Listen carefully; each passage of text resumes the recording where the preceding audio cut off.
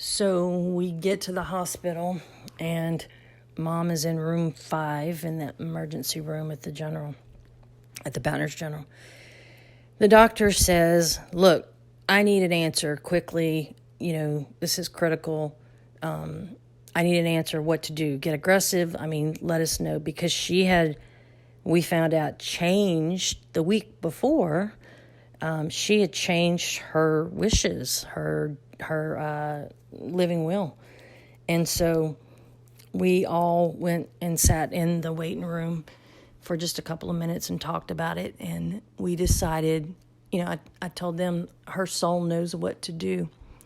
I'll go talk to her. And she was unresponsive, but I said, let me talk to her and I know she'll understand. And so we went in the room and I said, look, Mom, I'm here and Angel's here and Caitlin's here, my niece and Dad's here, and your soul knows what to do. And I said, heaven is absolutely beautiful. I knew she was dying. And I'm excited for you. You go be free, go be with your parents. I know you've missed them and we'll be okay. And as I'm saying that, some of the staff from the hospital, from the emergency room, is kind of hovering around the door, which they later told me, wow, like nobody ever says that. But I said, I understand death. And I said, it's okay. And I walked out of the ER room to go let Deb in, my partner, at the end of the hall. And Angel had been standing right outside of the room talking to my Aunt Janet, my mom's sister. So as I opened the door, Angel's hanging up the phone. She's coming in, and I'm just going out the door to go let her in. And then next thing I know, Angel comes down, and she's like, Stace, she quit breathing. She quit breathing that fast. Now, death, when it comes to medical death, not trauma, medical death, there's like a 72-hour window of opportunity for death. If I would have said, or if we would have said, Mom, fight, we want you to fight, we want you to live, she would have tried. She probably would have ended up in ICU and lived for 3 days and, then died. But why do that to her? When it's somebody's time to die, there's no stopping it. We cannot intervene in that. When it comes to taking somebody off of life support or putting them on or honoring a DNR or putting somebody on dialysis or withholding that, we don't make those decisions alone. They are always divinely guided. And I knew that, just like I told my students at EMS, if it's your patient's time to die, they're going to die no matter what you do. If it's your patient's time to live, they're going to live no matter what you do. We cannot intervene in death. We're not allowed to. We have exit points. We have more than one death point, which are called exit points, mainly for free will, though. Suicides, murders, overdoses, things that could possibly change.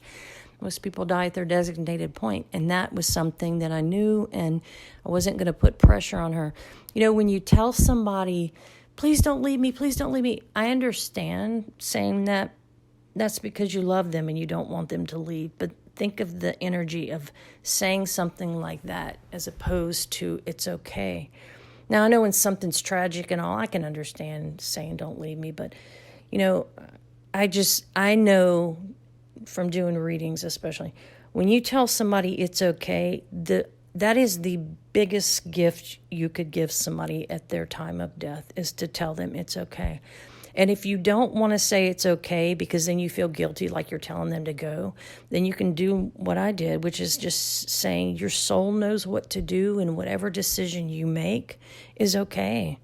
Whatever decision you make is okay. That way you don't have it on your back, because I know that feels like it's your decision even though it's not.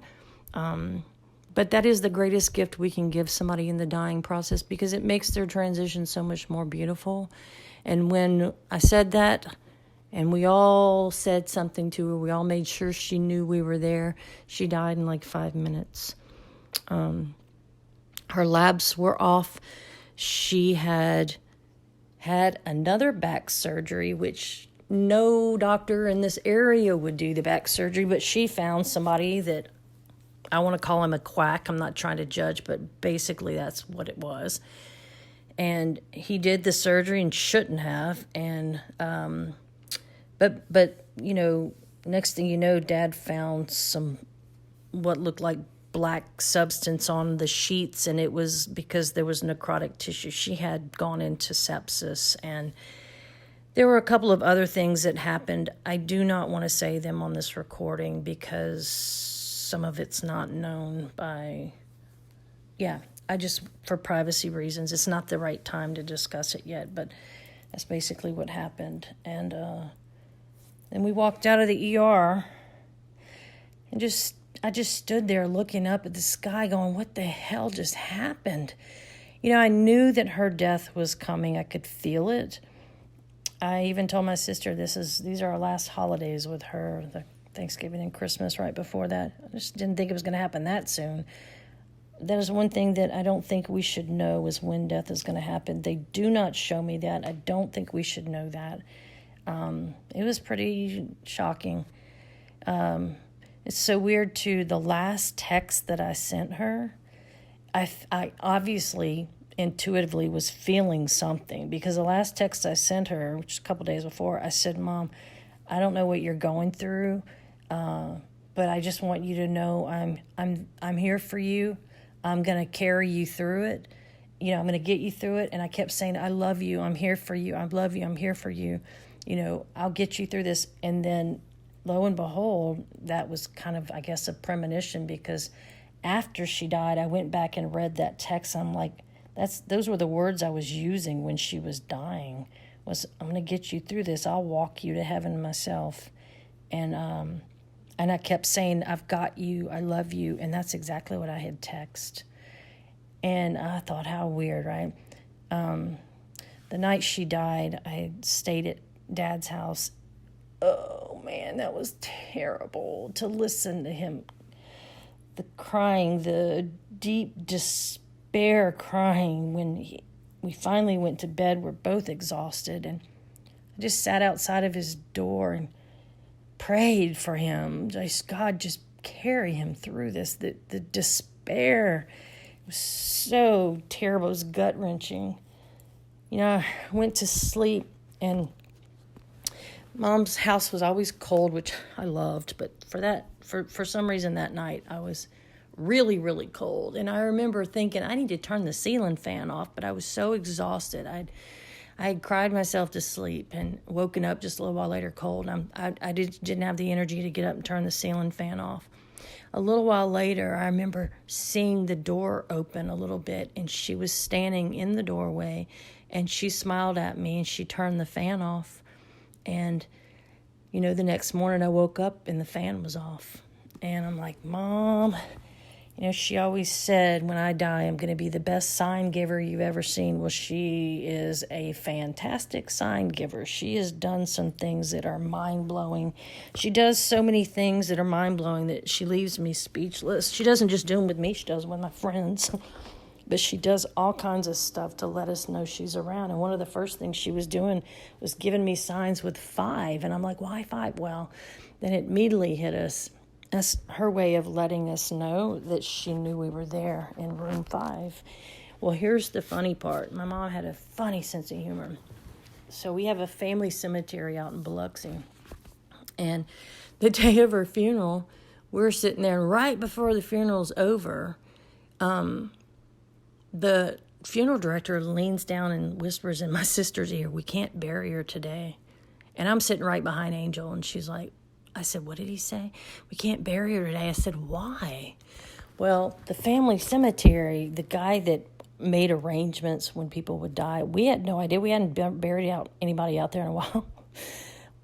Gave the information to the funeral home in Baton Rouge. They call this man they give him all the information of her and the date and time and everything. And he's like, all right, we'll take care of it, meaning they'll dig the grave and all. Well, he's got Alzheimer's. He's up in a nursing home. So he didn't remember. He doesn't take the orders and whatever you want to call it anymore. He hadn't done that in years. So he takes the phone call and says, okay, we'll take care of it, and then hangs up.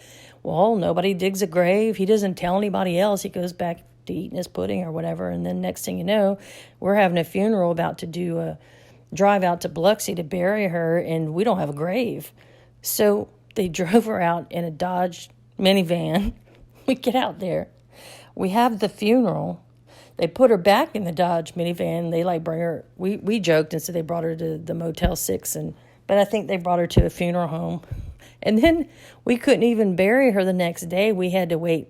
This was on a Wednesday, I think. We had to wait until Friday to bury her because the gravedigger cut his finger off and just all kinds of stuff happened. I'm like, dang, Mom. And so so we did the funeral finally, the real funeral. That was just my mom's sense of humor. I mean, but we did the real funeral, and my Aunt Janet's standing next to me. And right when we finished the graveside service, she starts spilling the beans, telling me all the family secrets. I'm like, hey, wait up. Mom's not even covered with dirt yet. She's like, I know, Stace, but your mom all said that we had to carry this to our graves. Well, everybody's dead now, so I can tell you everything. And she loaded me up with family secret after family secret after family secret. I'm like, wow. Okay, well, cool. Now I know all the secrets, at least, because we had questions about some things. But every part of it was interesting, to say the least. And then fast forward a few months later, and I'm standing in my sister's kitchen. I said, whoa, it hits me. I said, Angel, do you remember Mom telling us she didn't want to be buried in red? She didn't want to look like a whore in church? Because we buried her in a beautiful red blouse and a blue skirt. And Angel goes, nope, don't remember that. And she keeps doing what she was doing. I'm like, sorry, Mom. Like, really? Sorry. Like, nope. Okay, did I just put that in my head? Maybe I did, because, nope, I'm pretty sure she said that. But she looked pretty. I guess. I mean, she looked dead. That's what we said when we first walked up. I'm like, Mom looks dead. She's like, you dumb bitch. She is. I was like, that's the kind of banter we have, though. Not to be disrespectful, because my mom would think it was hilarious. But I had one job that day of the funeral, which was to bring her little makeup bag to make sure she looked fabulous. And I forgot it. So I made sure I put some lipstick on her at least. She looked good, though.